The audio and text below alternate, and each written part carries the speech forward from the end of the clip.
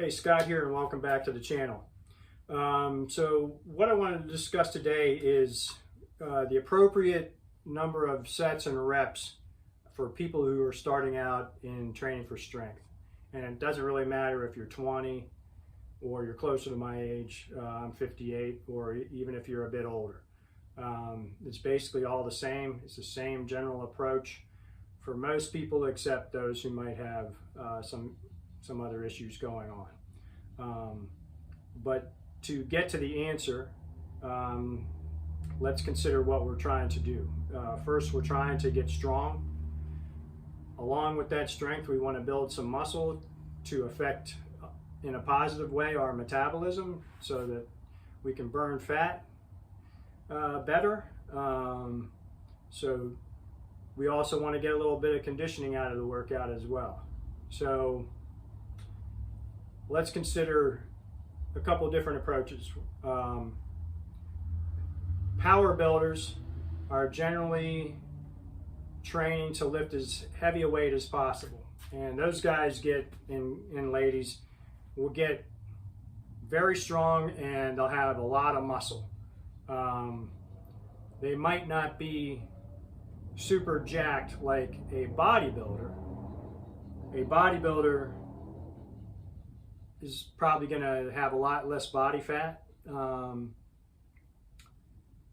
they get that way because they're training in a different manner. They're training for generally higher reps, more sets to try and get as much blood into that muscle as possible. And by doing that amount of work, over time, they're burning a lot more calories as well. They tend to rest for shorter periods between sets, and they're in a rep range that's going to be probably north of 12 for a lot of the work that they're doing. However, they're also doing some strength training work on some of the big compound lifts. So, but think about the two ends of the spectrum here. So at one end, we might have the guys and ladies that are focused on hypertrophy. They might be doing some sets of 20 reps. So just think about doing some push-ups. Let's say you can get down and do 20 push-ups. If I put a gun to your head and allowed you to take a few breaths, you might be able to squeeze out another rep or two. So at that point, you're not so much working on building strength, you're actually, the body is adapting by building muscle endurance.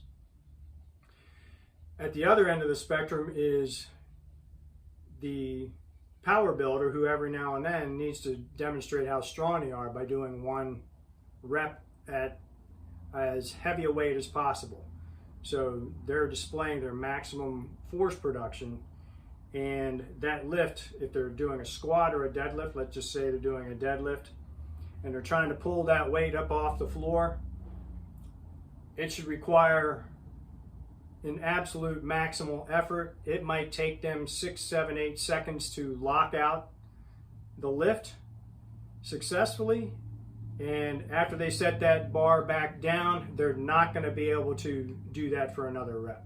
So that is their absolute maximum force production. If they were able to get the bar up and into position in just 2 or 3 seconds, then chances are that was not their 1 rep maximum. So that 1 rep maximum needs to be a huge effort.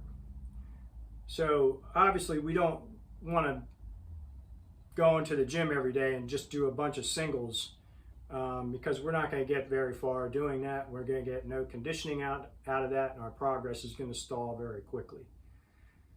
So generally speaking, we settled on this rep range around 5 reps, and that could mean 4 to 6, maybe even as low as 3.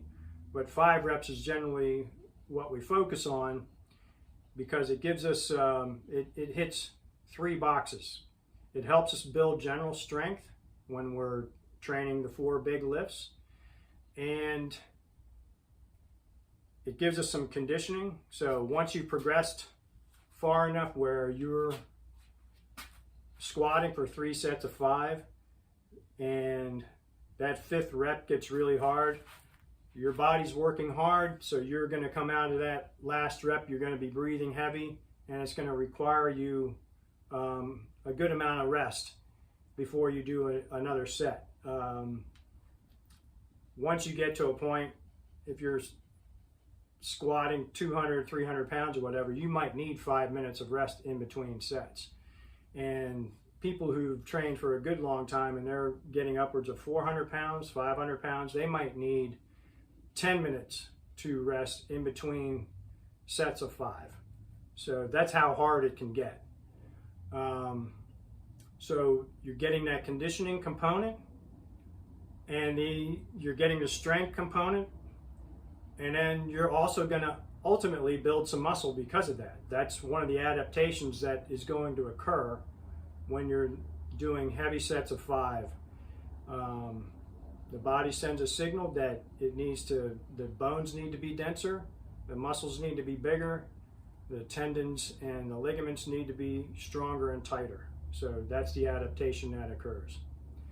So for anybody who's new to strength training, lifting weights or whatever, or they haven't trained for quite a while, my recommendation is always give yourself 4 to 6 months of training, starting strength type of a program, 3 sets of 5 reps, start at conservative weights, build up to the heavy weights. Once it gets hard doing 3 sets of 5, you start to modify your programming at some point, especially the overhead press will slow down the fastest.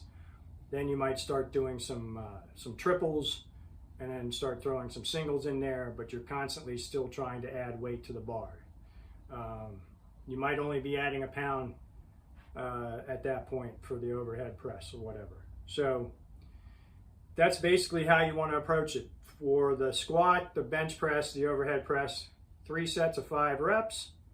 For the deadlift, we just do 1 set of 5 because that is quite a bit more stressful on the body. It sends a stronger signal to the central nervous system because there's so many muscle groups involved in pulling that weight off the floor, and when that weight gets heavy, you get fatigued pretty quickly.